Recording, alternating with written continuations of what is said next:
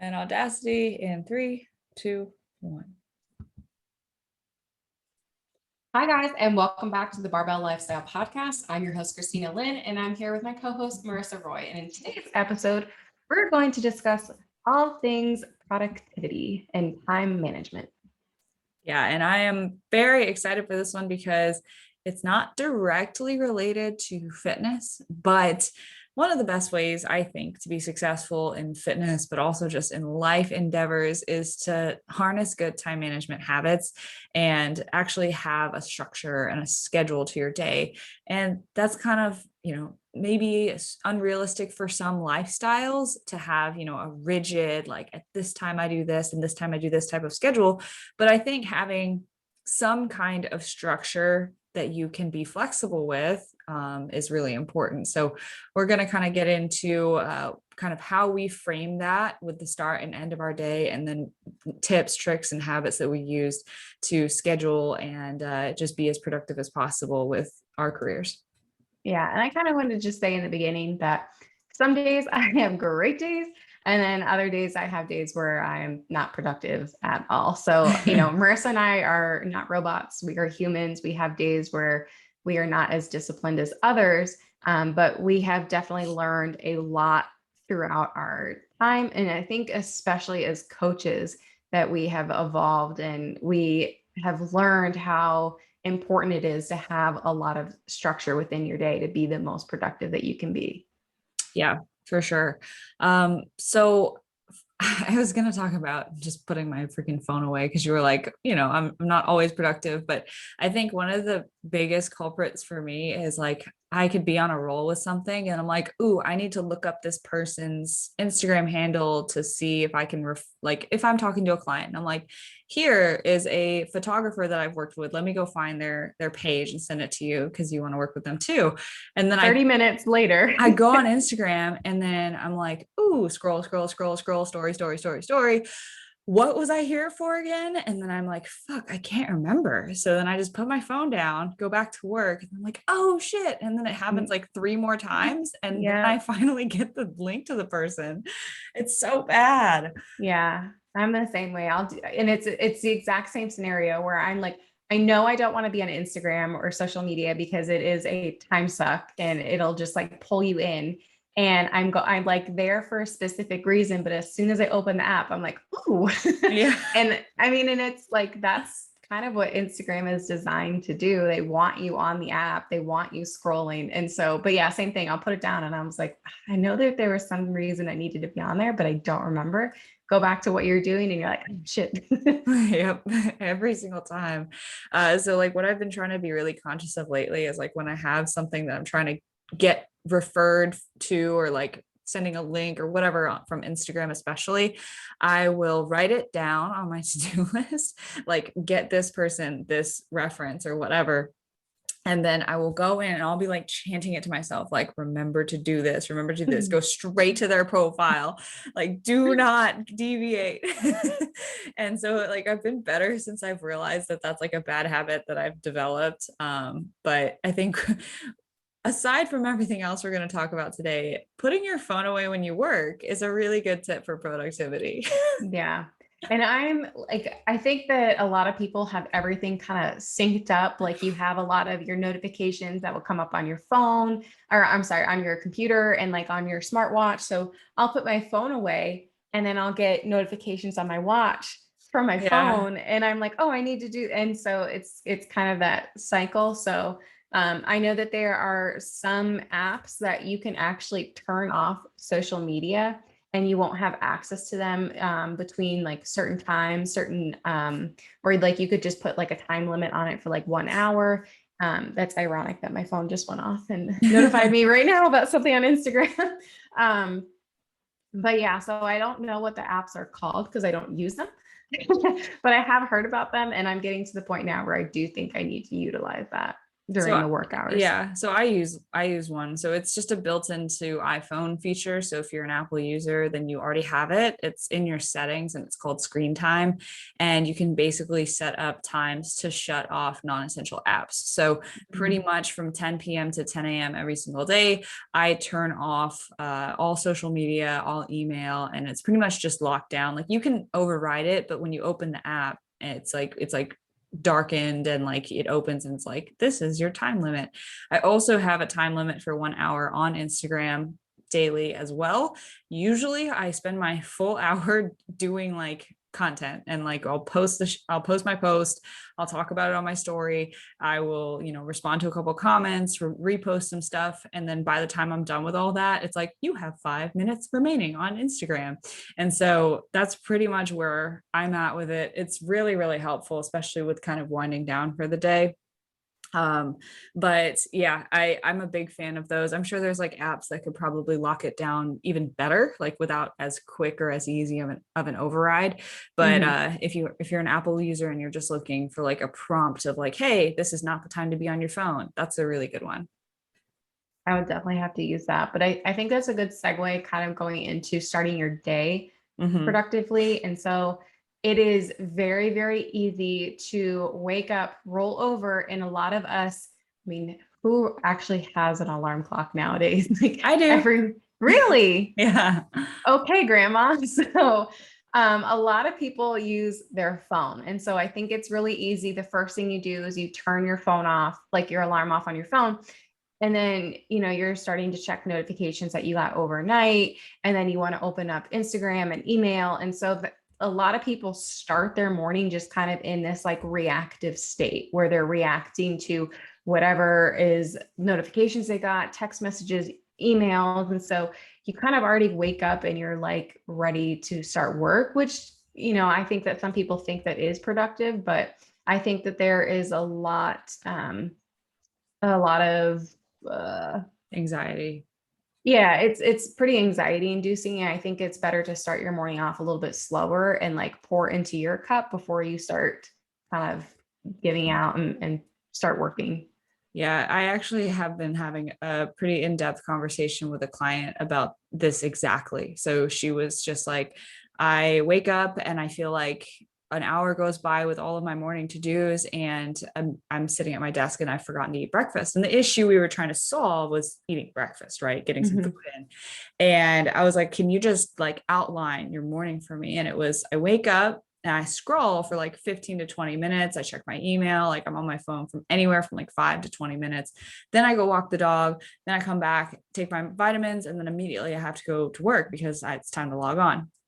And so we were like, well, that's a time suck. And she was like, yeah. And I also feel like when I, do that and I scroll, it makes me feel like I have to get online quicker because like now I've seen the emails. Now I want to, Right.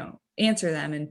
And while it might seem like, oh, just catching up in the morning, super productive, like I think it's the most counterproductive thing we can do. And really, and we'll talk about this, like blocking in the times that you work and making sure you don't work in those times outside of it can be one of the most important things you do for productivity. Yeah. So I think maybe a couple of years ago, there was this big, kind of ironic. It's like this big thing on social media that you have to have this like elaborate morning routine and it takes 2 to 3 hours to complete and then you're ready to start your day. And so while that might be like great in a perfect world, it's just not realistic for a lot of us.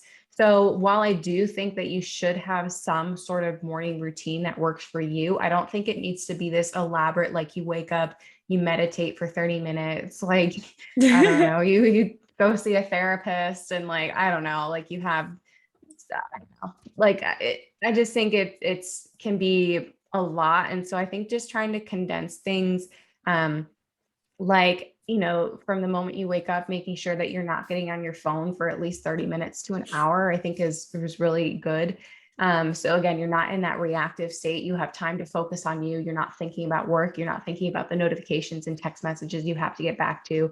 For me, I like to get up as soon as I can and walk my dog, just because I love getting outside. I love starting my day with movement. And I also know I need to get out before the sun gets super hot.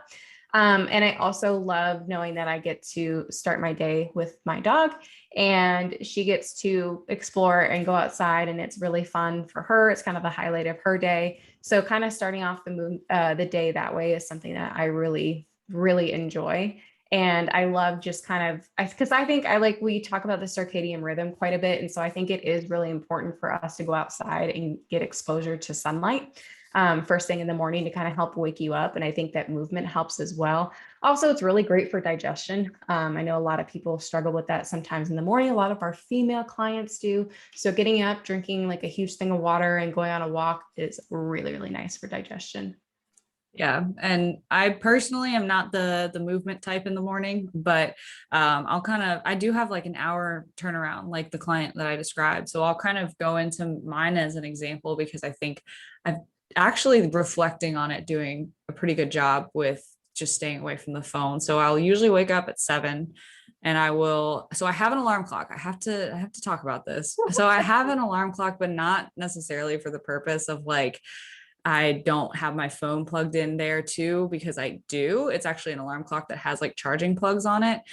But the reason why I need that is because when I was waking up really early for the lab appointments that I was doing this whole past year, I have this habit where I am seriously can sleep through anything. And like literally fire trucks outside the window, literally thunderstorms, like fire alarms, like everything. I have slept through it all. And alarms are like nothing, like child's play compared to that. So when I go to bed, I set like 4 alarms on my phone and then I set the one on my alarm clock. And they're all around the same time window of like 6:50 to 7:10. And like or no, when I was going into the lab, it was like 5:30 to 5:45. But like that was what woke me up. Now I don't really use the alarm clock that much because I just don't really need it. I just have an alarm on my phone set for 7. But if I wanted to, I could put my phone in another room and I could just use the alarm clock. But I don't need to be woken up that way anymore because I'm getting better sleep. But so that disclaimer aside, I do like having an alarm clock. I do recommend it for people who have a habit of waking up and using their phone because they turn over and it's in their hand when It's they turn right there. the alarm. So yeah, I'm a big fan of plugging in your phone in the other room if like getting an alarm clock is something that you can do. But anyways, wake up at 7. I pretty much just leave my phone there once the alarms are off and I go use the bathroom, brush my teeth, wash my face, and then I will change my weigh in if I need to weigh in, change my clothes, and I need to be out of the room as quickly as possible because my boyfriend is transitioning to fall asleep at the same time pretty much that I wake up. And so if I'm in the room and I'm scurrying around, I'm making a bunch of noise, then like it's not helpful for him. So we're making that switch like together essentially. And so then I need to be out, changed, and everything out of the room by, the time he goes to sleep. So I have my phone out and usually I'll just like put my watch on and I'll leave my phone on the counter, take care of like hair, makeup if I need to do that. Typically I like to do at least like some light makeup just so I can feel awake when I'm doing work. Then I will drink my greens, make my breakfast, eat breakfast, make coffee, bring a big gallon of water into the office. And I'm sitting at my desk by 8 a.m. and I haven't looked at my phone. And I think I've done really well with that. And it does kind of like just help me get ready to go and like stay centered instead of feeling like frantic. And I try my hardest to not scroll when I'm eating breakfast or when I'm in between those things, because like for me, I do want to get to work as quickly as possible. So the quicker that turnaround can be, the better. So the less I scroll, the quicker that is. And so that's kind of an insight into what my routine looks like. And usually, again, I'm sitting in this spot by 7:45, 8 a.m. with that routine.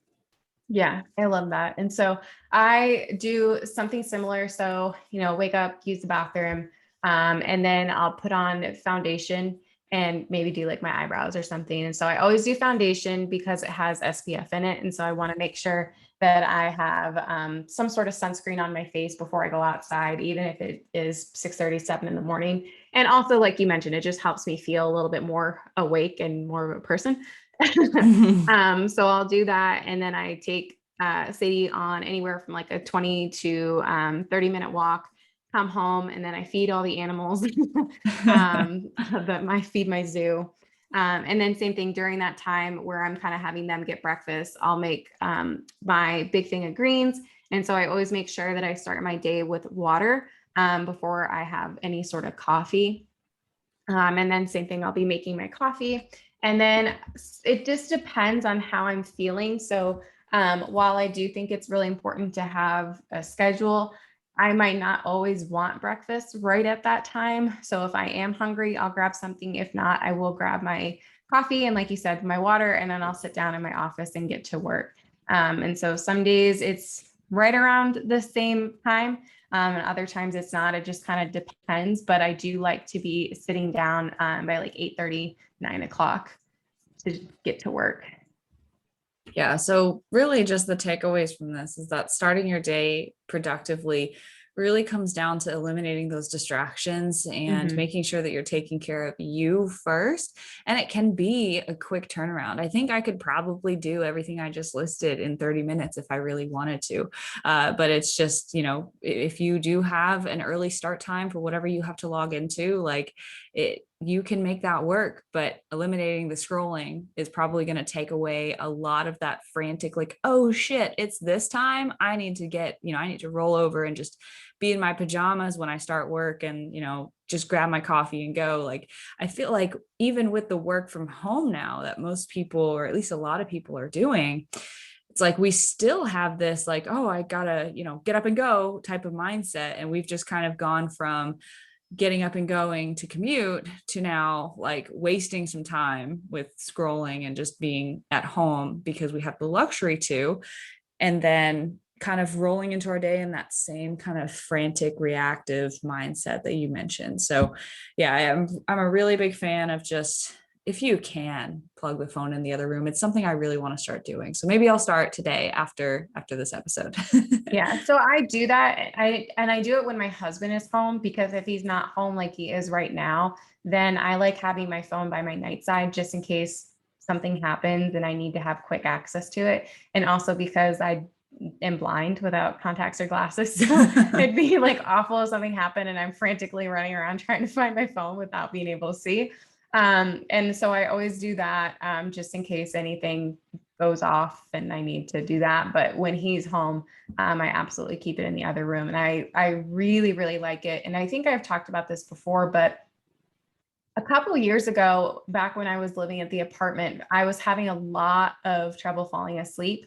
And I had my phone just right next to my nightstand. And then I would just get on and scroll at like 11, 12 p.m. And that, I mean, it's like the worst thing that you can possibly do because you're exposing yourself to blue light while you're having trouble falling asleep. But I would scroll and I was like not able to fall asleep, but I was scrolling on Instagram and it was just really, really bad. And so I got into a really bad habit of doing that, thinking it would help me fall asleep. So now just having it out of the room, I just don't think about it at all. And it's not a temptation and it's not there. And I'm just laying in bed like, well, I just have to fall asleep. Yeah, exactly. So we kind of, went from starting to ending your day. So we've kind of covered both, like with nighttime routines and just keeping the screens away as much as possible during those two times of the day. And I really think, having some kind of a good wind down for your evening is really, really important. So personally, I like to read before bed. Alarm clock, books. I'm truly a grandma here.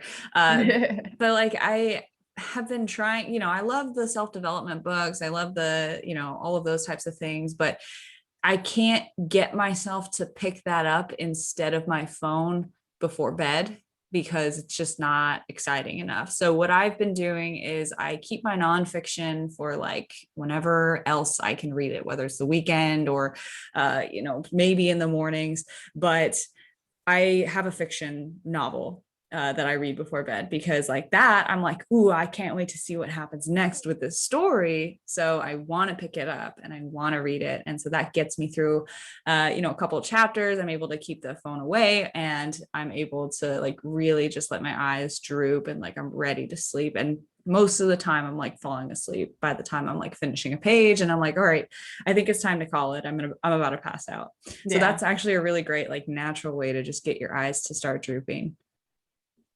Yeah, so I think that that's, again, we've talked about not being on your phone. So when you are on your phone or you're watching TV or you're on your computer, you're exposing yourself to blue light. And so if for some reason you do have to be on any of those, devices, making sure you have blue light blockers, glasses are really important, but it is recommended 30 minutes to an hour before bed to shut off any of those. And so, yeah, so it's like, well, I think some people are like, well, what do I do for, you know, 30 to 60 minutes before bed? But reading is really, really great. I know a lot of people like journaling. And so they'll do that sometimes too, again, it's just kind of to help wind down, kind of collect yourself and get ready for the next day. And the other thing I've started doing is I've started doing my to-do list the night before.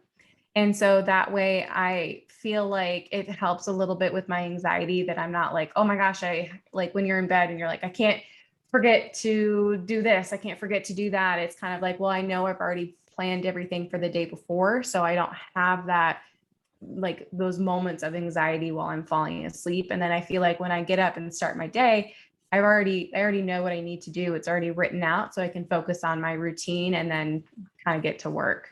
Right, right. And so I call that brain dumping. And I Yeah. have a lot of my clients do that when they're like, well, I just have so much racing through my head before I go to sleep. And so it can be a to-do list, but it can also just be like all of these things that you need to get out. And so I call it brain dumping because it's literally just like dumping everything that's in your brain on paper or like in a note or something, so that it's written, it's planned, and like whatever you were worried about forgetting, you can have the peace of knowing that it's there when you wake up. And I Yeah. think that is something that you can really, takes you maybe 5 minutes to think through everything and get it all down on paper, but then like you're able to go to bed with that just calmness that you wouldn't otherwise have.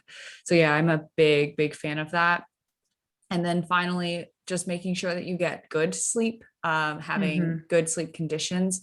So obviously this isn't a podcast on sleep habits, but at the same time, being productive relies on having energy, and having energy relies on getting good rest and recovery. So quality sleep is a huge part of productivity and time management, and being able to stick to that without being too fatigued to want to deviate or distract yourself. So good sleep conditions include keeping the room cool. So anywhere from like 68 to up to 72 degrees, but like ideally cooler is better for most people. Making sure that the room is dark. If you're exposed to light, especially if you do like shift work, you're going to want to have blackout curtains or like an eye mask.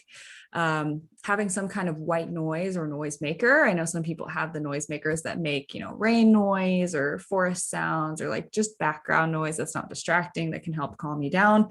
Personally, I do sometimes use the Calm meditation app to just play background like rain on a window noise. And I love that. It helps me fall asleep so well. And when it's raining, I sleep so well. But Mm-hmm. that, and let me see, airflow is good. If you have a fan, keep that running. That'll also help provide white noise. Um, and just wearing something that's comfortable, that's not getting you too hot or sticky or whatever. Am I missing anything? No, I think those are all really good ones. Yeah. Because ultimately, like you can fall asleep at a certain time, wake up at a certain time, get 8 hours of sleep, more than that.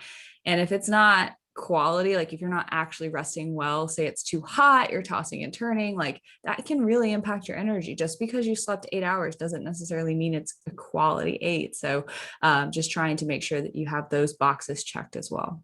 Yeah, I guess one thing I will add is figuring out your meals before you go to sleep. So I know that there are some people who don't like to eat anything before bed because they just don't like kind of digesting right before bed and they feel like it keeps them up or they feel heavy, feel kind of gross. And then there are other people who like to eat before bed because they don't like the feeling of going to bed hungry. And I do know that they feel like it helps them sleep better. So I would recommend not having anything too crazy before bed.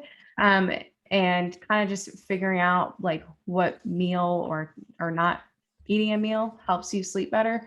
But the other thing I would recommend too is trying to finish your water earlier in the day and Oh, earlier yeah. in the night. Because if you're chugging water before you go to bed, you're going to have to wake up in the middle of the night to go to the bathroom. So that is something that I recommend my clients to do. And which is why I like starting my morning with water, because I feel like I'm getting a jump start on my gallon before like it's like 10 o'clock, 11 o'clock. And I'm like, oh shoot, I haven't drinking anything today.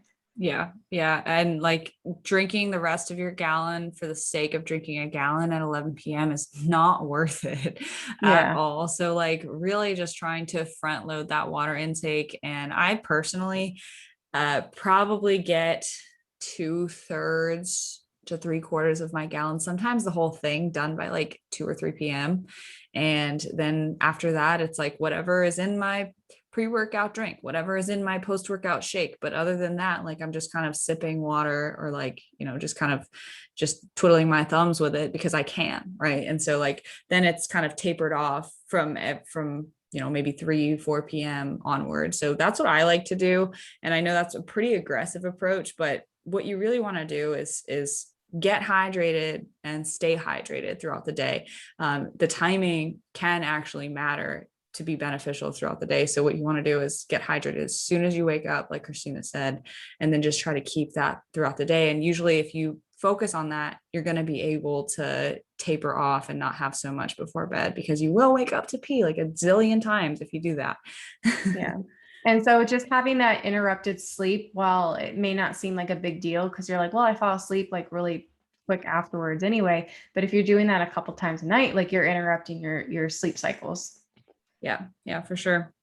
So yeah, Um, starting and ending your day is so important for productivity. And like I said, just so now we can kind of get into, making sure that we don't work at the times that we're trying to block that off and take care of ourselves, making sure we do inside of that. You look like you're about to say something. Yeah, well, I wanted to just say, while it is really important to have a morning routine, also having a nighttime routine too. So having it look the same every single night, because what you're trying to do is signal to your brain, like, hey, these are the activities I do before we get into bed and go to sleep. So, like, washing your face and taking your makeup off, like changing to your pajamas, like for me, it's like taking my contacts out, putting glasses on, like getting into bed and reading, but it's the same every single night. And so again, it's just signaling to your brain, like this is what we do before we go to sleep. And I will say one other thing too, and this is something I believe in, but I think that the bed should be used for two reasons. Yeah. Yeah. um, I was just about to say that. yeah, is sleep and extracurricular activities. But I don't think that you should have like a TV in your room and like watch movies and like hang out in bed and do things that aren't sleep related in bed. Because again, you're trying to signal to your brain like this is where I go when it is time to sleep. Yeah, definitely. That's literally the last thing that just popped in my head. I was like, oh, we forgot to say that. But it's so important, because even though like, yes, we might think, well, I know I sleep in my bed, like that's duh. But if you wake up and you open your laptop in bed, if you spend a bunch of time in bed, just like, watching TV, like you said, or just hanging out, laying there, like it's not going to be productive for just like your subconscious being able to be like, okay, it's time to sleep when I lay down here. So Yeah. yeah, really, really good point. Yeah. So I feel like now we can Okay. transition. Okay. So that's the morning and the evening. That's the stuff where you're not working, you're not being productive. You are taking care of you in order to have the best possible productivity in the hours that you're working. So, like we said, mornings, we don't want to be checking email until we sit down at the desk. We don't want to be checking email before we go to bed or scrolling social media before we go to bed. So, then how do we translate? So, first of all, that alone is just going to help you focus a lot better during your work hours. And it's just going to make that so much more of a centered and productive time, because you've actually taken the time to fill up your own cup before you started pouring into others with your work. But there are obviously lots of ways and tips and tricks and things that we do with our schedules and scheduling that can help to streamline the workday better. So I guess, where do we want to start? Scheduling, planners? What do you think? Um, so I'm a big advocate of planners. I think that it just helps you organize everything, and I think Marissa and I are very similar in that we're very visual people. And so I like being able to look at a calendar, look at a to-do list, and be able to visually see everything I need to do. And same thing kind of with brain dumping is I like having it all down on paper. So I'm not like, is there something else that I'm forgetting? It's like, no, because I write everything down in my planner. My planner is my life. And if I lost that, I would be lost as an individual. So I actually, and at Marissa too, like we have our planners right here. And I am very frustrated with myself this year. I got like a little one. Oh And no. I know. I thought I knew I didn't, but I thought it'd just be more convenient. And yeah, absolutely it is. But I like being able to write a lot, and I just like a lot of space. And so I really don't like this. So I normally get like the 8x11 planners. Um, I just like them a lot more. And so I will write everything down. And we've talked about I guess we're kind of going into the power list, but and we've talked about this episode before on the MFCEO project, but it's, when is it win your day, own your life, or something like that? Win your day, win your life. Something like that. Something I know that we had our producer listed in the description before, so we'll do that again for you guys. But I think it's super helpful because if you are spending time to write down your 5 core things that you need to get done for that day, rather than having this running to-do list of like 30 items and just kind of feel very overwhelmed, and it's hard to know what exactly you need to do on that specific day to reach your goals and to be productive. So just trying to think, okay, what are the 5 things that I have to get done? These are my non-negotiables. It could be training. It could be, client check-ins. And so for Marissa and I, like, we can't finish our day without completing all of our client check-ins because we'd have an incomplete workday. Podcasting, maybe it's something like that where it's something you have to do on that day. So I think that is better and more condensed than just having a running to-do list that just kind of never ends, because it's hard to feel productive. It's hard to feel productive if you're leaving things not checked off. And then I think what we kind of run into, and this is something that we've talked about before, is we could constantly be working. Like we could just say, well, okay, well, this is done, this is done, this is done. Well, now I need to tackle the other 10 items on my list. And so it's very easy to work from the beginning you wake up to the time you go to bed. And so what that's going to do is lead you to burnout. So that's why we really like kind of narrowing it down and saying, what are the 5 essential things that I need to do for today, and focus on that. Right, right. So yeah, like you said, we're the same person. So we like planners a lot. I personally have 2. So I have a passion planner, and then I have the one that's like called Blue Sky or something from Amazon. And it just has like big spaces for each day.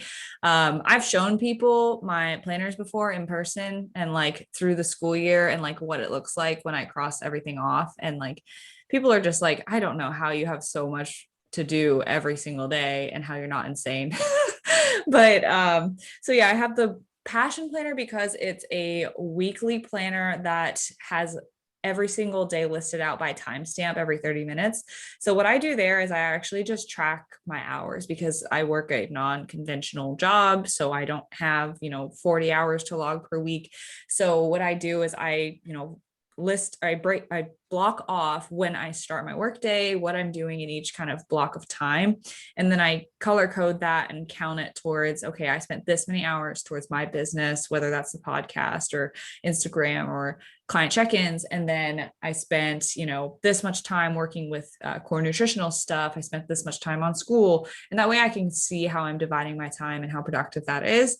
And then I have the other planner that's just like a day-to-day planner with a bunch of space to write my to-dos, what I need to get done, etc. So I actually run kind of like a hybrid of what you suggested and what you don't suggest, because for me, I'm a very forgetful person. And so if I don't have something written down somewhere, then I will completely just lose it in the matter of seconds. So like I have a list with a sticky note app. I have hold mine up on my computer. Oh my gosh. So I have that, and I do my daily to-do list on there. And I kind of, at this point, like I know what my non-negotiables are, but if I had to say like how I prioritize it is I will know which things are non-negotiable. Usually it's 3 to 5 things. So it might be client check-ins. It might be making an Instagram post for that day. It might be recording a podcast. Like I know those things have to get done. So they might go towards the top of the list. But then as I think of things throughout the day of like, oh, like, let me set up this new website that Christina found, because she found one that was pretty cool that we'll be talking about soon, I'm sure, on the podcast. I have something I have on here right now. I'm looking at it is set up Apple Care for my watch and phone, because I am an idiot and haven't done that yet. So like little things that like pop into my head. I'm like, oh, I'm going to forget that if I don't write that down right now. So I just add to the list just so it's there. And so I can see it, come back to it. And I just erase things as I get them done. But essentially, I have also come to the place where I know that I have a specific time that my workday ends, and it's usually between 3:30 and 4. And whatever is not done at that point, I will leave unfinished. And I've become very okay with that. And what I basically do is I make sure the non-negotiables are done. I erase those off the list, and whatever has been, lingering at the end of the list that isn't done, I just move it up to the top, and that's tomorrow's priorities. So it's kind of a hybrid, but like as someone who can't like have a thought go by and be like, oh, I'll remember that later, like, because I won't, I just make sure I list everything. Yeah. So I have, this is kind of bad. I have 4 sticky notes up on my computer, but they're all organized in things that I just have like links that I have on quick, like just to have on hand. So if anyone like messages me, I'm not having to like scroll through and find this link, that I just have them available. And then I have my running list for the business. So like things I need to do, like, I need to look into opening up a PO box and like a couple other just like miscellaneous things. But I put them on this like running to-do list because they're not anything that I have to get done at a very specific time. So but it's also, I kind of use it as like a brain dump almost. Yeah. And then I have a sticky note that I use for clients. So like client things that I have to get done for specific people. So I check those every single day, but then I also have my kind of like power list that I have in my calendar. So kind of similar, kind of not. Yeah, so we're talking about digital sticky notes, like from Yeah. like an app on our computer, but I also have a physical sticky note on my second monitor. And so that's kind of like the running like list. So I have it titled summer tasks, things I want to get done before the school semester starts. And there's 1, 2, 3, 4, 5, 6 things done. I've gotten 2 of them done so far. And so like, it's just like, for me, keeps in the back of my head, like, hey, I'm working towards these things kind of in the background. And like, whenever I have free time, I'm working a little bit on them, but they're not like the number one thing. Like the day-to-day non-negotiable power list stuff, which is just a list of 5 things that are non-negotiable. If you didn't get the context, I always get that done, but sometimes I get that done and it's noon. Sometimes I get that done and it's 2 p.m. Sometimes I get done and it's 4:30 and I've gone over my time. But like, if it's done early, then I really try to like push towards those extra things. I also have a to-do list on my phone, but that's like, I like write down groceries and like I do that too. And then it's just kind of like house to-do list. So I have just like it's interesting, but it's like all of these kind of work for me in the sense that like they're organized to me. And the same thing with you when you look at your calendar, because your calendar is like hard for me to look at personally, just because it's messy. But it's like your like organization and it works for you. Right. I'm like very much a messy, organized person. So like my handwriting sucks. Like I write things crooked, like across lines, but like and like I'll scribble everything out. So like everything that I check off, I'm not just drawing a line through it. I'm literally like scribbling over it till I can't read it anymore because I'm like, that's fucking done. So Yeah, I don't like that. For me personally, I like to be able to like open up a day and like look and be like, oh, what did I do that day? Or what did I have? Like, what tasks did I have? That's what I like. But yeah, again, nope. so yeah, whatever method works best for you. But the other thing that I like doing is having a weekly schedule. And then I also like being able to look at things at a monthly glance too, because I'm very big picture. And so, especially now with the podcast and having to record and set times like months in advance, I do like being able to look at things and kind of say, well, what do I have going on this month? When can I schedule this? When can I schedule that? So I do really enjoy, and that's why I like the monthly plan or the paper planners, because I always get the ones that have the week and then have the month as Yeah. well, to be able to kind of like zoom out and see things big picture. Yeah, for sure. And like we haven't even talked about like Google Calendar, Outlook Calendar, because like personally, I like when we have gotten some podcast guests and they're like, can you send me a Google Calendar invite? I'm like, sure. I've never done that before, but I'm gonna go figure it out now. And like, so literally I'm just like in the dark ages apparently. So alarm clocks, no Google Calendar. But like if Google Calendar works for you to write everything out, schedule everything, block everything, and that's easy for you, cool. Like absolutely do it. Any method of organization and structuring your day-to-day work is going to be better than not having structure at all. And the other thing that I really want to emphasize is plan stuff that you don't necessarily think needs to be planned. Like if you really struggle to get, I don't know, your 3 workouts in every week, then schedule in on your Google Calendar, on your written planner, the time that you are going to train every single day or whatever day that you train.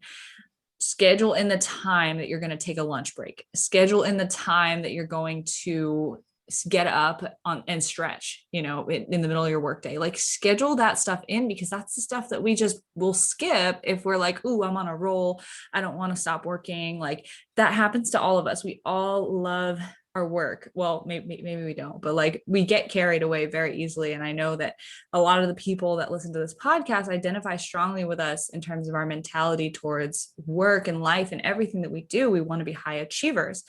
And so with that comes the struggle of wanting to neglect literally everything so that we can be the best at what we do. And that goes for work as well. And so making sure to schedule in that time for self-care, lunch break, stretch, walk, whatever. It might seem dumb, but it's actually going to help you stick to it, especially if you have, it integrated with your phone and you see your Google Calendar thing pop up. Oh, I have to go take a after lunch walk right now. Shoot, I guess I better go do that.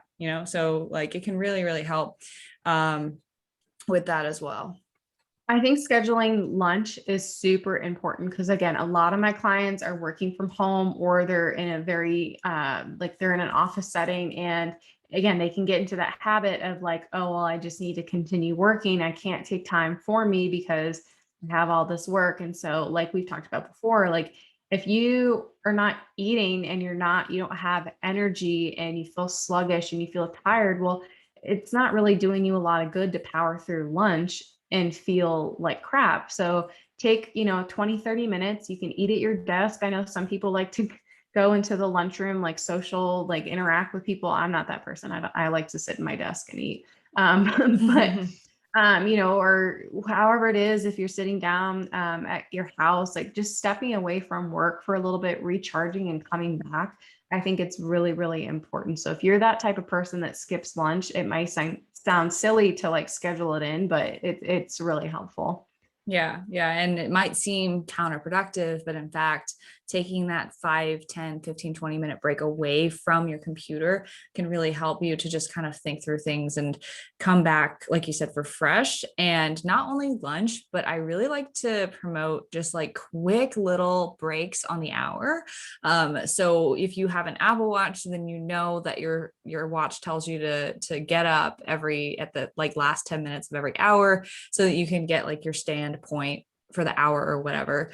But the principle behind that is actually really great, because just getting up and walking around for like a minute or 2 minutes, or just getting up and walking across the house to fill up your water bottle or make another coffee or have a snack throughout your workday helps to break up just sitting for literally 12 hours at a time or like 8 hours at a time. I have multiple clients that I can think of right now who have told me that they literally sit for 12 or 13 hours straight because they have a Oh, demanding job. And one of them has been able to implement getting up every hour on the hour and doing a couple laps around the house. And we've been able to triple her daily step count just from that alone. And so wow. not only is it helping her to just get a good mental break and get blood flowing back, to the body, to the brain, every hour to help keep her productive, keep her centered, but also now we're getting health benefits from it. So it doesn't have to be anything crazy. For me, it's getting up on the hour to either go fill up my water or use the bathroom or just like do a quick little hip stretch so that I don't lock up quite so much throughout the workday. Because I know we're like, oh, I'm so proud that I can sit here for 12 hours straight and not get up. That's not something to be proud of. We need to stop making that something to strive for, because taking quick little breaks can be really great for productivity and can be really great for health benefits as well. Yeah. And so I think that kind of transitioned in really well into boundaries. And so knowing when it's time to shut off and knowing that there's always going to be more to do. Like we talk about the running to-do list. Like you're never going to just be like, okay, well, I'm done. I don't have anything else to do for the rest of the life, my life. Like my work is complete. Like, no, we're always going to have little tasks, little things to do. And we've talked about this before. Like there are times where you might have a really intense deadline for work. You have a project coming up for me and Marissa. We have things that we try to launch. And so there might be times where, yes, we do have to extend our work hours. We might have to cut out some things in order to sit down and really get the work done. But at the end of the day, like you have to wind down, you have to shut off. And if you are this workaholic, you're never going to feel like really fulfilled in yourself because you're not taking any time for you to do things that you enjoy. If you're not eating, like you're not going to feel good. You're just like that grind type lifestyle. Like you're just going to burn yourself out and you're going to be really unhappy. So while again, it's okay for short periods of time when you have big deadlines, big projects or something like that, but you shouldn't work like that every single day. Like that's just exhausting. Yeah. And like the issue comes when you might be listening to this and you might say, well, I do that because I love what I do and I identify strongly with what I do. And ultimately, like, we can't tell you how to live your life, but if I can Right. make a very strong suggestion, is to not wrap your identity in your work, because it's going to lead to those habits that lead to burnout symptoms and just eventually, feeling like you've lost yourself in what you do. And if what you do is gone or you get laid off or that job is no longer demanding, that you feel worthless. And that has happened for people that I know.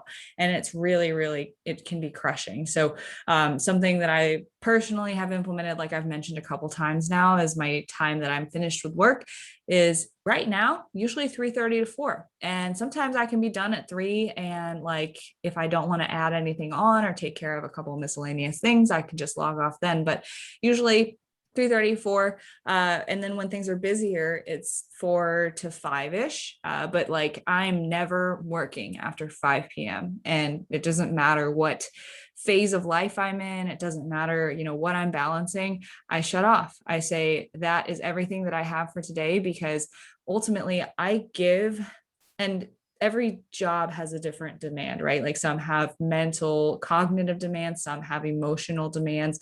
I think what we do, Christina, has a lot of emotional demand. And personally, I'm not someone who naturally just gives out a lot of emotional energy. So it is kind of draining in a way for me.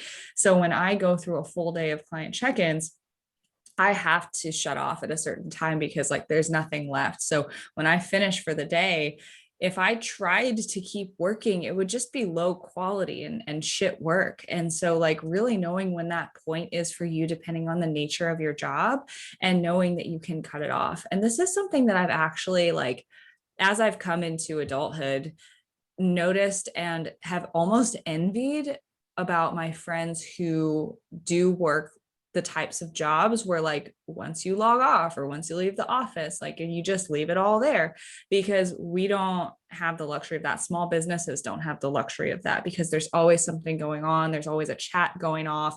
There's always, you know, something else that you could be doing in your spare time to better the business or better something. And so for us, that might be, okay, I might have logged off work, but now I need to post my stories on Instagram, or I might have logged off work, but I am thinking about these projects that, like, can't leave my mind. And so that's something that personally, like, we obviously have to come to terms with, but, like, it's something that I have envied before in other people, because I'm like, damn, you could just leave work at work.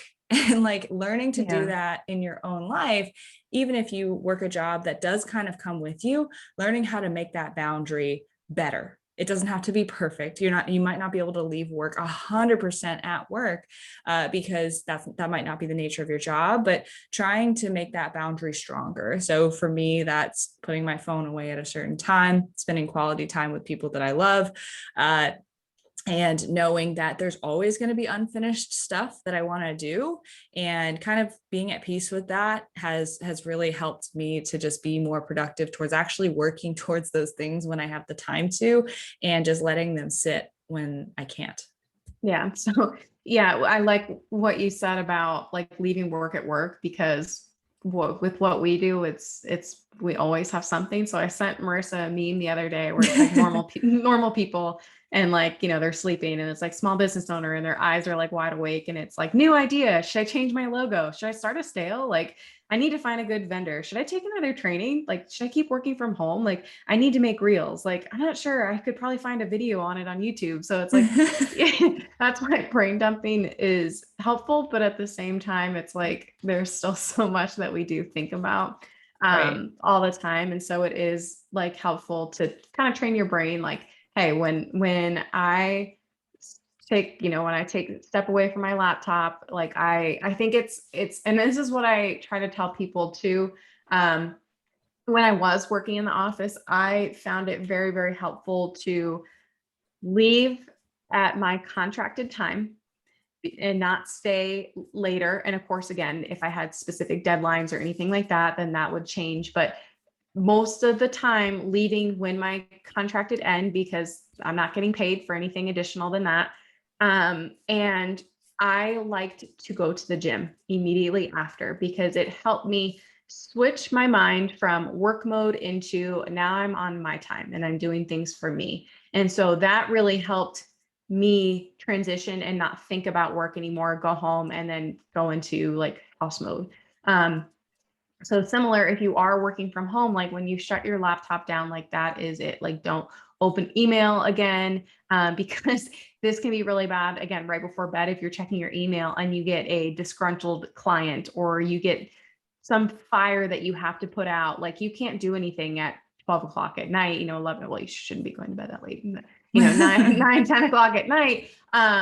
But just, and then it's going to eat at you before you go to sleep. And so then you're thinking about it in the morning and you don't have time, rather than just kind of like dealing with it in the morning when you actually have time to deal with it. Yeah. So I think it's really good to try to do something to kind of wind down into like non-working mode is really helpful. And so that's why we talk a lot about having routines, because that can really help transition your mind and get ready for something else. And so I've actually, when we were, a lot of people were in quarantine and lockdown in 2020, a lot of people were having difficulty going from being at the house to going to home workouts, because they were used to having this routine, like taking pre-workout, getting hyped up, listening to music on the way to the gym. And then they were, okay, I'm at the gym, it's gym time. But it was really hard for them, because they're like, well, I just step out into my garage, or I just go into this room and I'm there. Like, so they lost a little bit of that. So trying to find a routine that kind of helps your brain transition from one task to the next task. Yeah, and it might be as simple as like taking a pre-workout or having a specific meal or Mhm. changing into specific clothes or turning on some music or Mhm. closing the laptop, turning the office chair the other way, like moving the furniture around, like if you're doing home workouts. But luckily, people do have gyms open, at least in the US and most parts now. I can't speak for international, but like luckily people are able to have that routine back, because I know that really like gave a lot of people identity crises last year. Yeah. But one thing you did said that I really, really liked was about the leaving work at your contracted time. Not only does that help you to understand this is when I'm done working, I'm not being paid after this. So like I shouldn't stay longer unless it's a special circumstance, but it also harnesses respect from others for your boundaries. Because when you work in a collaborative space with other people, if you're constantly the person that's there after hours, people are going to take advantage of you. They're going to assume that you're going to Yes. work extra, and then they're not going to respect your boundaries if you can't respect them yourselves. And so something that actually happened recently was I had a potential client who I was already friends with on Facebook use Facebook Messenger to message me. And they said, "Hey, like, could you call me real quick?" And I was like, "I haven't talked to you in like a year and a half. I don't really know what you want." So I was like, "I'm at the gym right now. What do you need?"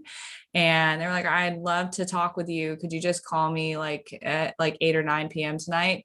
And I was like, "Is this about like personal training? Like, can you just tell me if it's about personal training?"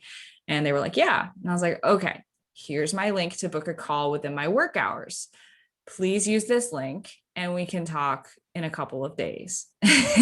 And I was so off put by that moment. And this is nothing against that person, because like they may not have understood how I treat my own boundaries. But I think, especially in the personal training space, it's like the expectation is that personal trainers work on the hours that other people are off, right? And so it's like, oh, they could just drop everything whenever and just call me whenever. But that really set me off, because I was like, I work from 8 to 4 every single day, and that is not respectful. And I was like, so I had a great leg day that day, I will say that. But yeah, it ended up going fine. They booked a call. They were like, "Oh, I'm so sorry. Like, I didn't realize that you had hours, da da da." And it's like, now they have this respect for your boundaries because Right. you respected your own. And so that can be so big, especially when you're in kind of a small business setting or even a corporate setting. Like, don't take calls after you log off. Don't take calls after you leave the office, unless it's literally your CEO calling you. Like, don't pick up, or message be like, "Is this urgent or can this wait till tomorrow?" Those things will show people that you respect your boundaries, and other people will respect them as well. Right. And I used to think that, I think that sometimes when you're working in office and if you're the first person to leave, there's kind of like, oh, well, they're not willing to go the extra mile. And so I I was a stickler for when it was 4 o'clock, I was leaving. That was it. Like I was out the door. And I had a coworker who sometimes didn't do the same thing. And she would work a little bit later, and that turned into a little bit later and a little bit later. And then it would be weird for that person to leave at their contracted time because that's not what they normally do. And so they have this like, well, if they're leaving, well, they're just not a good worker anymore, Or like or they they're don't not, like what they do, or they don't yeah, like they're it not as here. invested anymore. And so, but I found like she she got taken advantage of, and it was really sad to watch. And so I felt kind of guilty at sometimes kind of dipping out, but afterwards I was like, I mean, this is it. Like 4 o'clock and I'm done. And of course, again, if there was something that really needed to happen, I would stay and do what I needed to do. Like if there was an emergency, if there was something, then I would absolutely do that. But a lot of the times that's not the case. And you can go home because the work that you haven't finished is still going to be there the next day.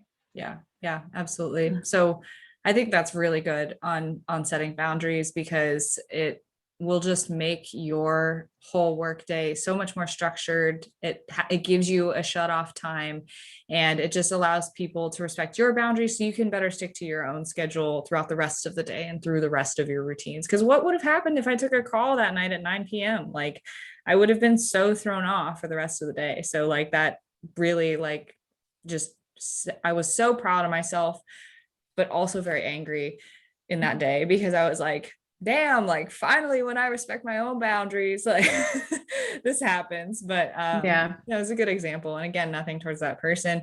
But like it's just like people don't know. And it's like some people like just live in kind of that fluid mindset of like, oh, anytime, you know, I'll pick up the phone, anytime I'll do this.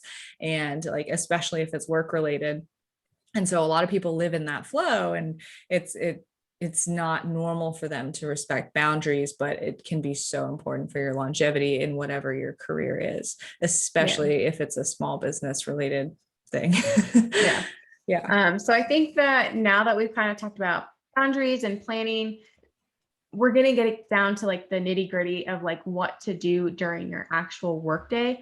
And Yeah. so something that Marissa and I have been talking a little bit more of is blocking and batching your time.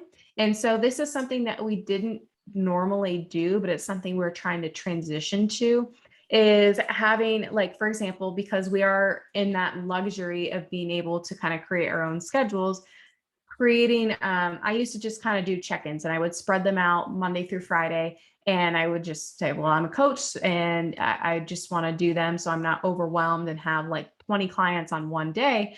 But if you are constantly switching from task to task to task to task to task throughout the day, you actually don't have the kind of like brain capacity that you think that you do, because it's difficult for your brain to, again, we've talked about how important it is to transition. It's hard for your brain to transition from 20 different events or 20 different types of tasks to do for that day. So, you know, from a content creator, from a coach standpoint, it's like, okay, well, check-ins and podcasts, and then I have to do client calls. And now now I need to get on my story, and now I need to create reels, and now I need to get content. So now I need to do this. And then I actually need to go train, and I need to study, and I need to do this. And so if you're trying to do the same thing every single day, it's not going to be as productive if you just say, okay, well, you know what? I'm going to block and kind of batch my time. So I'm only going to do check-ins Monday through Wednesday. And so that means on Thursday and Friday, I have time to plan content. I have time to create reels, or Instagram posts. I have time to write. I have time to podcast. So for example, for me, I'm trying to transition my check-ins Tuesday and Thursday, or I'm going to try to do Monday through Wednesday. Because I know that I do like to travel. And so I want to be able to have that flexibility of having Friday open, and not feeling guilty for having clients that I'm not getting back to. Um, and then having days where you sit down and write. And so that allows your brain to flow a little bit better, and not have to constantly stop and start a new task, because it does take your brain a little bit of time to finally kind of be in that flow state, and not feel like it's distracted. And so you want to kind of have those days where you're like working and you're like, oh gosh, it's, you know, it's been already been a couple hours, but I've just been working this whole time. It's because you're in that state and you're not having to constantly switch around. So I hope that makes sense. Yeah, yeah, it does. And so, yeah, I'm in the process of basically transitioning all of my Thursday and Friday clients. I only have one client who checks in on Thursdays, but mainly just my Friday clients, spreading them through Monday and Wednesday. And basically, like, yeah, like those will be heavy days, but I want to be able to wake up on Friday and know that like this is my creative day. Like I'm going to be working on content. I'm going to be studying for stuff. I'm going to be prepping social media. And what I've been doing lately up to that point is like a kind of like I batch my days into sections. So I don't check my emails or respond to emails first thing usually, unless I really know that like I just have to get ahead first thing. Like yesterday was one of those days because I knew I had to record a podcast and I had most of my clients checking in on Wednesday.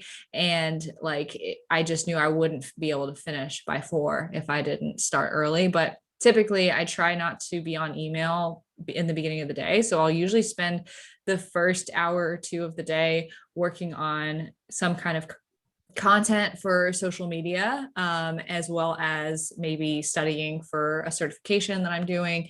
And then by like 10:30, 11 a.m., I'm like, all right, let me get into these client check-ins here. Let me go through my inbox. And for me, that's worked really well. So I'm kind of, batching morning and then early afternoon and afternoon. And it's nice to only have kind of one switch point. Like you said, like we can't switch over and over and over again. So I'm not going from like one check-in to this task, back to check-ins, back to this task, because it's like a number of people every day. And so it's better if I just work in the flow of, let me knock out every single email in my inbox, and then I'm going to move on to something else if I have time after. But yeah, typically that's been what I've been doing. And now I want to get more advanced with it. I want that long weekend luxury too. So I want Monday through Wednesday, everyone checks in. Obviously, there's going to be some follow-up emails trickling in Thursday, Friday, but they're not going to be the time-consuming stuff, right? And so then you have all of that freedom to work on everything else. And so that's really big for small business owners and other coaches. But I think to apply this to kind of a corporate setting is, especially if you work from home or like you have a certain job criteria of things that you do, you can probably figure out a way to batch your day productively so that you're not just switching back and forth. I think one of the biggest productivity hacks that kind of has been circulated around is not checking your email first thing.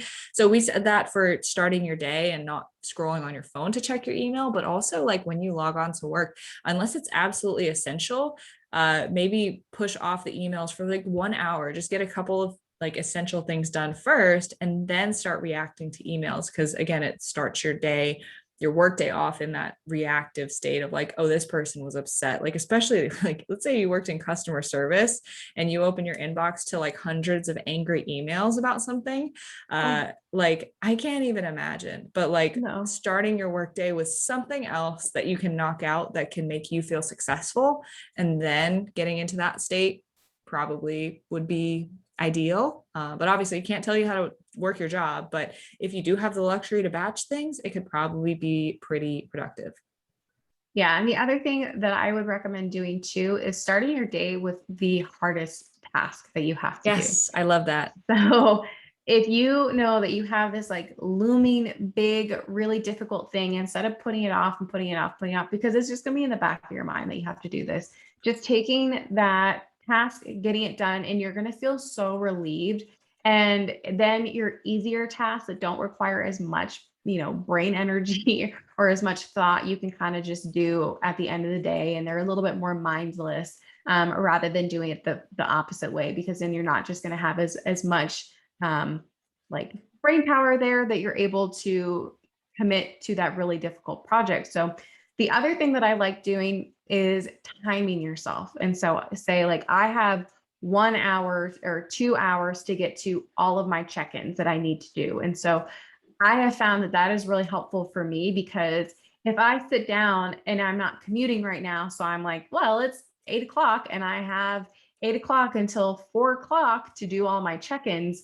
I'm like, it's so easy to just kind of sit there and take the whole day to respond and putz around and do this and do that, because you have all this time. But if you sit there and say, I'm going to set a timer, I've got 2 hours and I have to get it done. And so you're more likely going to like sit down and commit and not wander, not get on Instagram, not scroll, not do other things, because you're looking at your timer like, crap, I only have 30 minutes left. And that's not to say that you should rush your work and like just try to like blow through everything just to get it done. Like, of course, you should still focus on the quality of your work.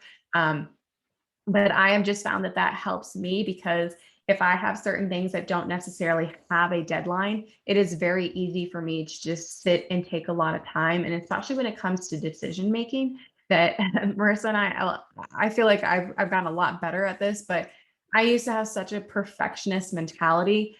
And I feel like there's always more I can research. There's always more I can edit. There's always more I can tweak and do this and do that.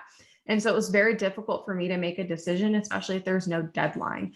So that might look as like something like a website design, or something I was just thinking about is Marissa and I were talking about making merch. and like creating designs. And so it's very easy to continue like pushing things off. And so I've gotten a lot better at just kind of setting deadlines for myself. And then I also really like the timer because it's like, well, I have from here and for here, and whatever I get done, and then I need to stop.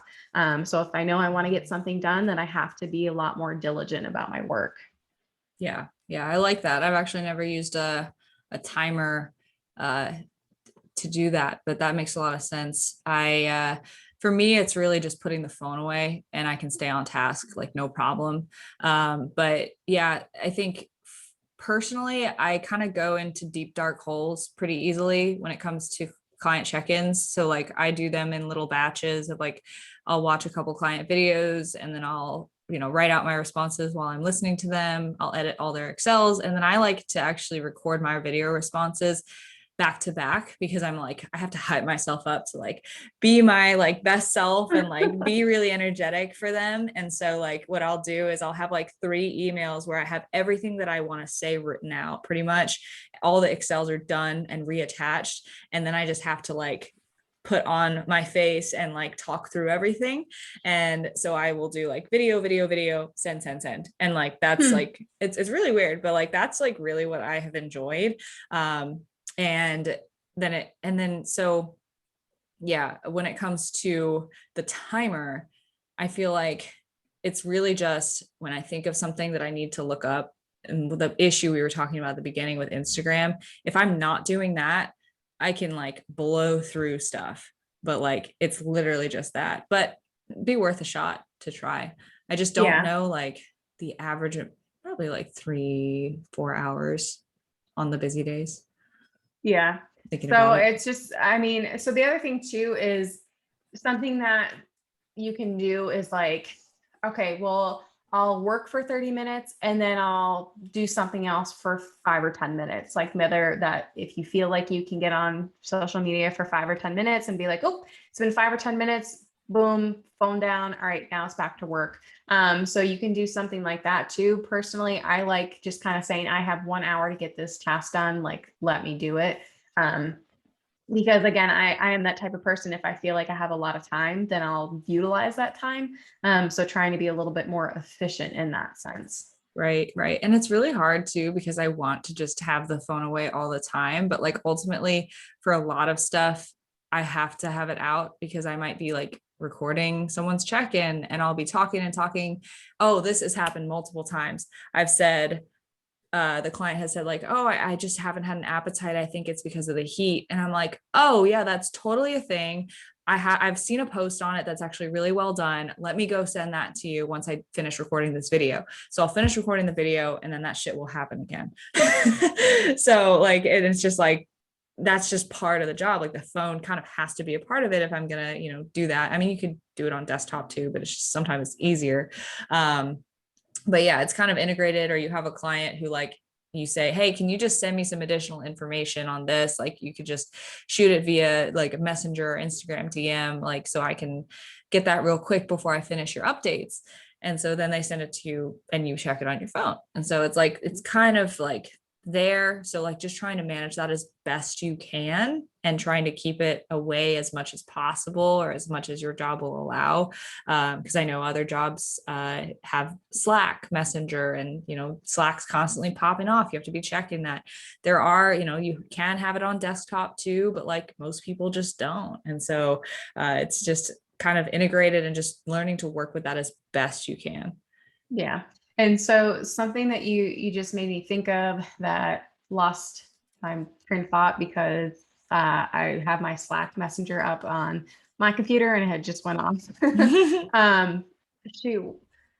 Oh, that was what I was gonna say. So I recently saw someone who they disabled their Instagram and they were talking about it in a YouTube video. And I don't really get on YouTube very much Yeah, me neither. anymore. But they were talking about how they had disabled their Instagram account and they disabled it for the entire summer because they wanted to not have that take up their day. They wanted to be able to spend time with their son. And then once he went back to school, that she would enable it again and then have it. But she just didn't want it to be a temptation or take away from the quality time that she was spending with her family. And she said, I think it might be something that when I come back, and she's like, she saw that someone else had done this, that I guess they were maybe a business account and they don't follow anyone.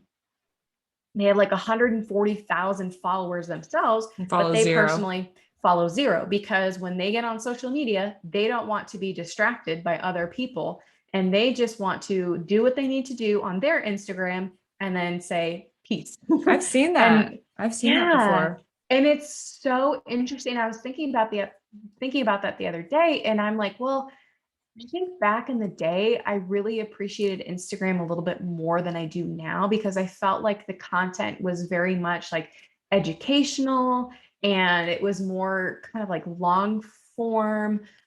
Maybe there weren't a lot of people on Instagram. I feel like I follow a lot more people now, but I mean, it's very easy. Sometimes I'm scrolling, I'm like, who is this person? Yeah. And I have to go back and kind of figure out how I know them. And I'm like, why am I following them if I don't really know them that well?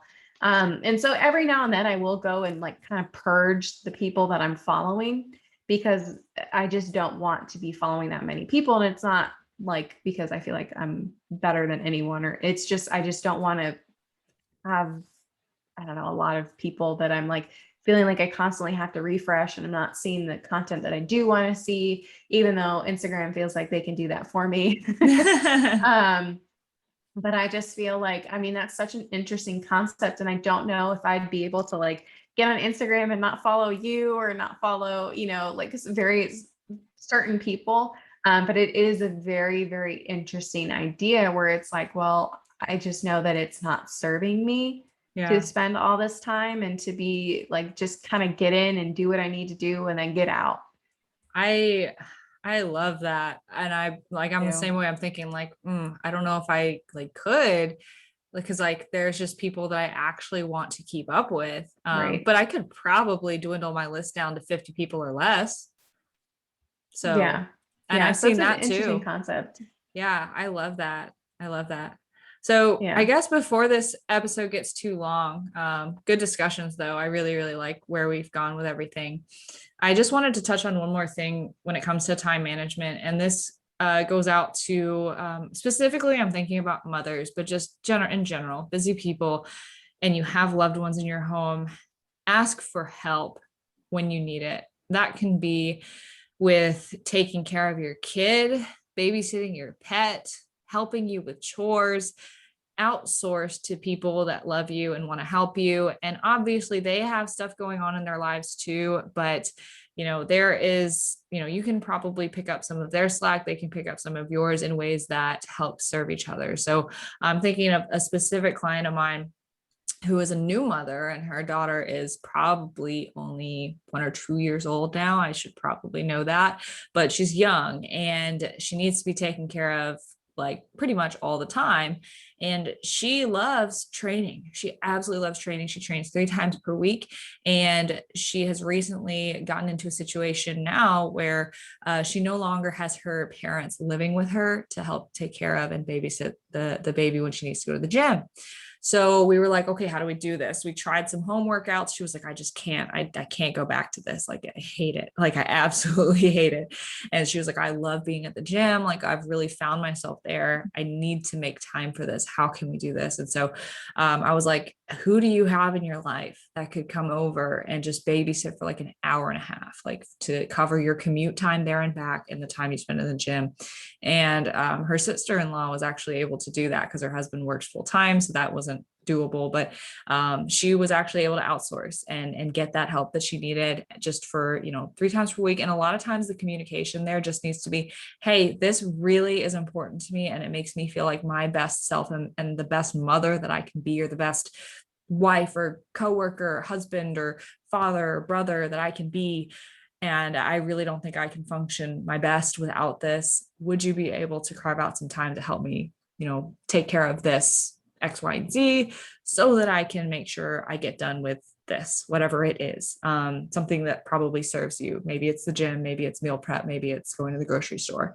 But making sure that communication is there and outsourcing when you need it. And that can go in like a business sense too. Like, yeah, you can outsource pretty much anything, and all the work that you don't want to do, you could eventually outsource. But like, we're not talking business podcast here, like just in general with time management, like Well, you can just do that. ask for help. You can do that in life as well. So I know a lot of people who hire like house cleaners Yeah. Yeah. or, certain things. It's like, I feel like you either have time or you have money. So you either Yeah. have time where you can clean your house, you can do like landscaping, you can do home projects, or you have money and you can hire someone to do it. So you have time to do the things that you want to do. So I think it's just kind of like prioritizing, figuring out what you do like doing, what you don't like doing. So I know a lot of people are very prideful and they like doing certain projects and things themselves. And then other people could care less and they just want to hire someone to do it. So I think, sometimes I think, and especially women, we have this idea that we have to take on everything Yeah. and we have to do everything and we have to have a spotless house and we need to make sure we're doing the laundry and we're cleaning, we're doing dishes and we're cooking dinner, we're going grocery shopping, we got to take care of the kids and pick them up and take them to soccer practice and all this stuff. And we sometimes forget to ask and to maybe outsource and realizing that we don't have to do it all and that's okay. Yeah. Yeah. And really with that too, shoot, I lost my train of thought. Dang it. It was something about that. Just whatever. We can move Okay. on. I'll figure it out. But After yeah, the podcast. yeah. I mean, like it's just I was gonna say, I remember now. My like life goal is to like have enough to be able to hire a live-in maid. Like I would love that because I hate every single chore. Aaron hates every single chore. And we're constantly like, do you want to do this? No. Do you want to do this? Absolutely not. Let's try to do it together. Ugh, fine. Yeah. Like that's literally like all of our conversations. So like literally I'm just like, I'm going to get to the point where I have a live-in maid and I don't care what it takes. I'm getting there. Yeah. But yeah, it's very true. You need a wife. But yeah, so definitely want that. But in all reality, yeah, like I feel that pressure to take on everything and just have that like unspoken responsibility around the house and everything. And it's just it can really add up. It can really stress you out. It can really turn you into someone that you're not with the people that you love if you don't address it and ask for the help that you need. So with time management, especially when we're talking time management, like if you want to have time to have a routine morning and night and have a productive workday and take care of all those things that you want to take care of, that's you probably have to ask for some help. Like it could be something as simple as like, hey, when I take the laundry out of the dryer, can you just do the socks? Like I'll do everything else. Like that's a personal example. But I'm thinking of my husband when he does dishes, he will refuse. He does not do any of the Tupperware. He's like, I hate it. I hate it so much. that's so random. I'm like, all right, like that's fine. I'll do the Tupperware. That's so funny.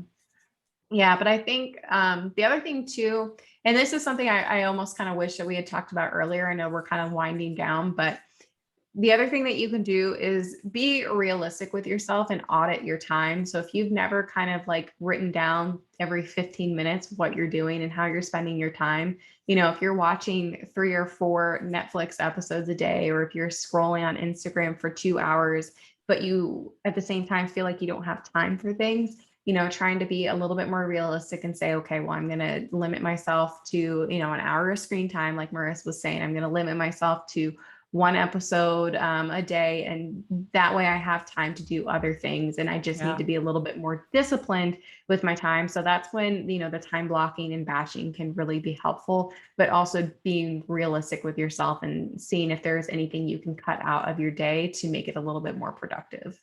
Right. And especially if it's something that you enjoy and you spend time with someone that you love doing it, for example, like watching your favorite show, cutting something cold turkey almost never works. So like if you go from watching 3 or 4 episodes down to 1 to 2, you just saved an hour and a half. Congrats. You don't have to cut it cold turkey. Like, so really just being realistic in that way too, of like, yes, cut down on things, but don't cut out. Like you probably won't be able to stick with it. It's the same thing as a restrictive diet.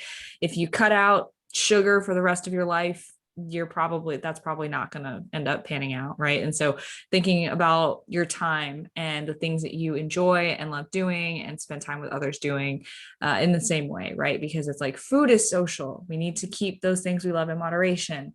TV time, whatever, gaming time, cell phone time, like that stuff is, important to, I mean, nowadays is an integral part of life and staying connected. So like we do kind of have to work that in a realistic manner, and we can definitely have the best of both worlds just by making sure that we do audit the time, like you said. Yeah. So I think kind of takeaways at the end of the day, understanding that there's always going to be a list of things that we need to do, and always like just that running list that we talked about, and that everything's kind of keeps getting added to. And so making sure that we still kind of wind down, we cut off, and we really step away from that and don't have this like, well, I need to grind, grind, grind mentality. And then making sure that you are setting aside time for yourself in order to fill up your own cup and be the best that you can be, and show up the best for work, show up the best for your husband, your wife, like your spouse, whoever, your kids, your, mom, dad, whoever it is, to your friends, to make sure that you are at your best mentally and physically. And so I know that sometimes people feel guilty for taking time to maybe go to the gym because they feel like, well, this is my time that I'm feeling guilty for stepping away from my family. But doing things that you need to do that's going to help you feel your best. Yeah, absolutely. And yeah, just kind of to wrap up, start and end your day in ways that, fill you in your own cup up, and then make that time really count when you're in your work day and you need to be productive. So yeah, I love it. I think we got on a lot of really good topics here today, and hopefully this is helpful with time management, setting boundaries, productivity, morning and night routines. Like, I don't even know what we're going to title this episode anymore, but we'll figure it out. I don't know. I was trying to think of something witty and I couldn't come up with anything. Oh, also, if you are listening to this and you are all the way at the end, we mentioned merch. If you would be interested in podcast merch, please let us know, because that is something that now we realize we can actually do without it being a humongous hassle. So let us know and maybe we can figure that out. Hashtag park bench mentality. Yeah, that'll be kind of a fun project that we will add to our to-do list. Yep. So yeah, guys, we hope that you enjoyed this episode and found some useful takeaways. And if you haven't already, make sure you're subscribed to the podcast. You can find both of us on Instagram. You can find me at Chrissy Lynn Fit, and Marissa is at Marissa Roy Fitness. So thank you so much for listening, and we hope to see you back next week.